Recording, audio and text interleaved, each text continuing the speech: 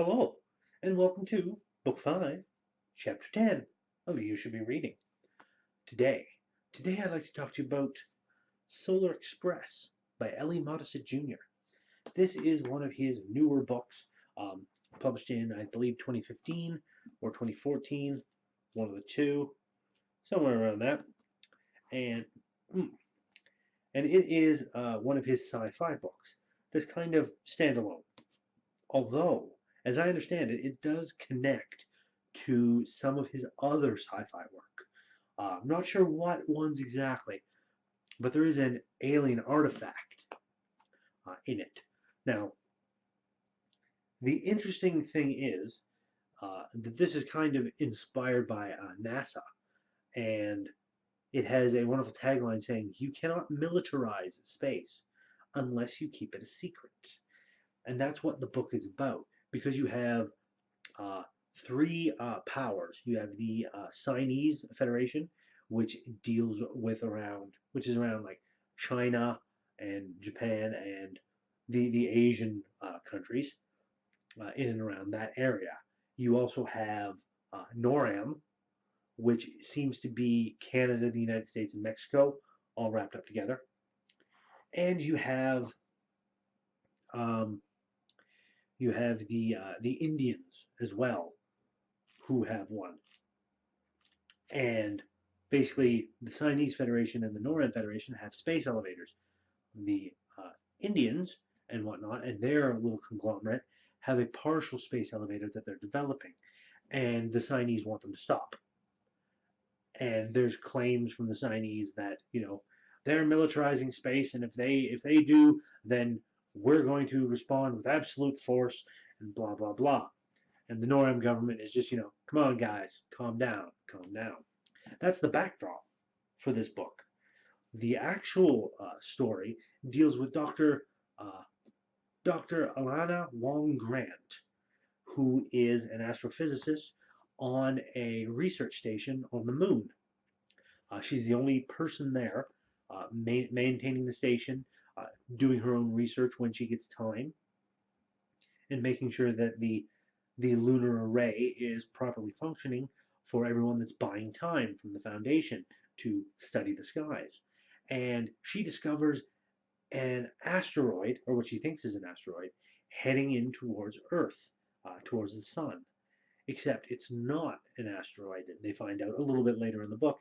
It's an alien artifact, man-made.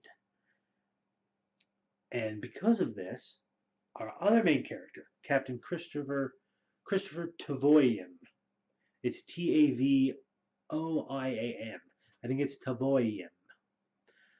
But Christopher Tavoyan, there, he is a pilot. He pilots shuttles from the space station to the moon and back. But he gets tapped for some advanced training when the Chinese and whatnot are starting to make overtures towards war. Um, their fusion jets that they pilot is for the Space Command for NORAM is hastily converted into fighters. But he gets special training because of his familiarity with AI programs and building. He used to build them and sold them when he was putting himself through college. Because of his knowledge with that, he gets tapped for a manned mission out to this alien artifact to gather as much useful information as he can from it. And throughout the entire book, you have Christopher and Alana exchanging messages back and forth because they met when he ferried her to the moon for her to take up her position there, and they've been communicating in messages back and forth for a little while before the book starts. So they continue to communicate through messages and whatnot, developing a relationship as they go. There's a lot of that in some of his work, Ellie Modesitt Jr.'s. Um, I've noticed that a lot of his romances tend to develop kind of more or less beneath the surface, as it were. They're not obvious romances in terms of how a lot of other books tend to do it. And I really like the subtle touch to it. His work is very formulaic, I will say that. A lot of his books read kind of similarly in terms of the general style and whatnot. All the details are different, but the general style tends to read very much the same. Now, me personally, I'm a fan of it, uh, as you guys should be well aware now. But for those of you who've never read any L.E. Modesitt Jr. and who like sci-fi, this is a good book to start. This will give you a good idea of his writing style and how he manages characters and whatnot. Also running through this book are news articles because it seems to be, it's divided up into, there's a section from Christopher's point of view, then there's usually a section of like news articles about what's going on in the world at that time, and then a section from Alana's point of view, and then more news articles, then back to Chris. And it oscillates back and forth between those points of view as we see things happening. Um, some of the things that you may not be aware of if you haven't read any Ali Modesitt Jr., he does go into a lot of day-to-day routine stuff because everything can't always be action, action, action.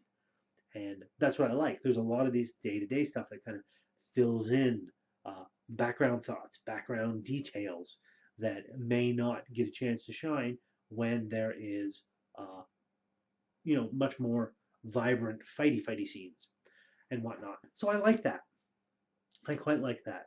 Uh, so if any of you out there have been looking to check out Ellie Modesitt Jr., now is the time.